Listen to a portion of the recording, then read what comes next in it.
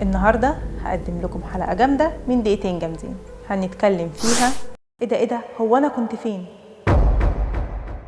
في حاجات حوالينا بس احنا مش المفروض اننا نشوفها، مش لانها مش موجودة، لا طبعا عشان اللي بيشوفها ممكن ما يرجعش تاني. ده مش خيال علمي ولا هلاوس، دي اماكن بتتفتح فجأة وبتبلع اللي يعدي منها وبتنقله لعالم تاني او بعد تاني او زمن تاني. البوابات النجمية.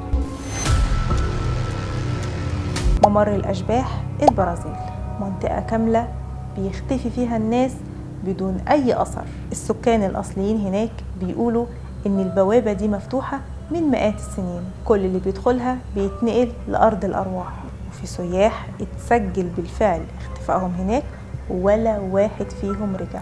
مثلث ميلدوفا روسيا، هي أرض منبسطة بس الطيارات بتختفي فيها.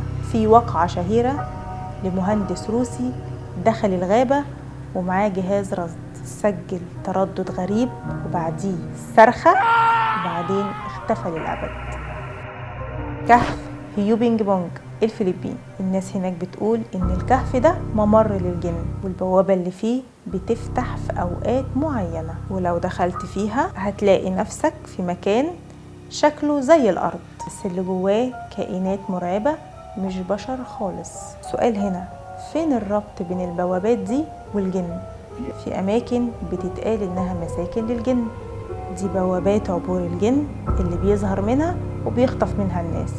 واحدة من أخطر الحكايات اللي حصلت في المغرب، شاب اسمه ياسين دخل مغارة اسمها حرام الدخول فيها بعد المغرب، سمع أصوات بتنده عليه وبعدها اختفى. رجع مرعوب وبيقول إن هو كان في عالم تاني، إنه شاف بوابة فيها نور بنفسجي وكل ما يقرب منها بتسحبه بقوة. وده طبعا بيرجعنا للسؤال المرعب، ازاي البوابات دي بتفتح؟ الصوت، تردد معين بيقولوا ان هو ده المفتاح وموجود في كتب محرمة، وكل اللي بيجربوا في الصحراء وبيرسموا دواير على الارض ويولعوا نار يستدعوا كيان بيفتح البوابة. اخطر حاجة ان في خريطة قديمة اتسربت من ملفات استخباراتية مرسوم فيها خط طاقة اسمه اللاي لاين. الخط ده بيجمع ما بين جبل الجلالة في مصر وستون هونج في انجلترا.